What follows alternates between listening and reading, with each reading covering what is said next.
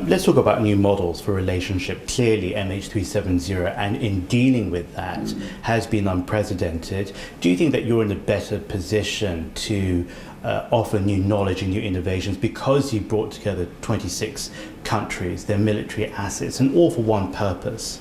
Good question. I think that's something that I'm very, very proud about, no matter what people say. Not many countries can coordinate and get everybody to be forthcoming. I'm lucky because I had to deal with people who are pretty decent.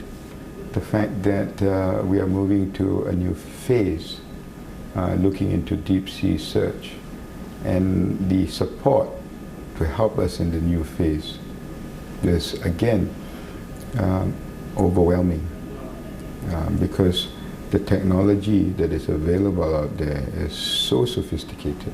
You can count them in the fingers of one hand, but it's very expensive. So countries in the past were not able to deploy assets, apart from the fantastic aeroplanes and vessels that were deployed at the early phase. They can also contribute in finding out. And I feel that Malaysia, Australia, and China is in a position pretty unique in the history of mankind. In terms of ASEAN as a regional grouping, of course, Malaysia is key within that. Last year, you took a very personal decision to split from the position of some of your neighbours. You said that you would be happy for Chinese vessels to patrol in the South China Sea. When you look fast forward, say, 12 months, does that same solidarity still stand? That was taken out of context by quite irresponsible reporting, because that was a personal remark and it was very, very ASEAN and Asian in outlook. And I hope that it is enough to make us different from what is happening in Ukraine, what happened in the Middle East. We got to find things that are unique to ASEAN. And for example, there was a joint declaration, and I didn't have to persuade them all very hard. And all 10 nations were unanimous in supporting the continued search for MH370. One, with a joint declaration that the whole of ASEAN is still behind us in the search, to come and peel off all the layers of perception and fear about China at that time, created or otherwise, and had the courage to go and face it head on. When you look at it from the outside, this has not only been a tragedy, but to many people, this has been almost a tragedy that's taken on surreal proportions, surreal.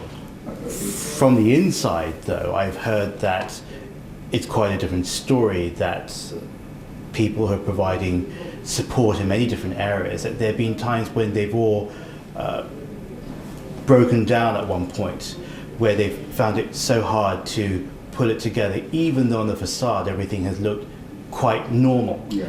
Has that been the case for you too, and what would you choose to share from that? I don't think there's a single person in my team on the search in Malaysia anyway, it's huge, has not at one point or other broken down. It's heart-wrenching when you see families, especially when they are there on the TV screen, not knowing their background, not being able to help, being Beijing, at the early part when we didn't have ways to reach out to them, and we didn't have mechanisms or more ways to give them information. My most difficult part is having to deal with the families, and I'm still dealing with that right now. By some people now, you're still widely perceived to be very uncaring about the fates of these families. Moving beyond that, though, I happen to know that you went to see the families in private during the first days. You went to their hotel in Kuala Lumpur. With your family, you chose not to bring the media, and that's one of the reasons why people didn't know that you went there. Why did you choose to do that in that way at that time? Because it's between the families and me. There's a limit that we want to politicize things. There's a limit in which we want to look at ratings.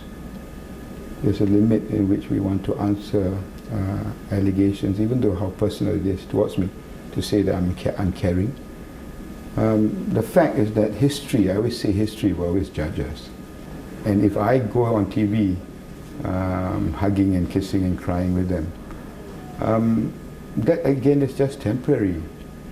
And that's not me. People are now becoming to understand who I am.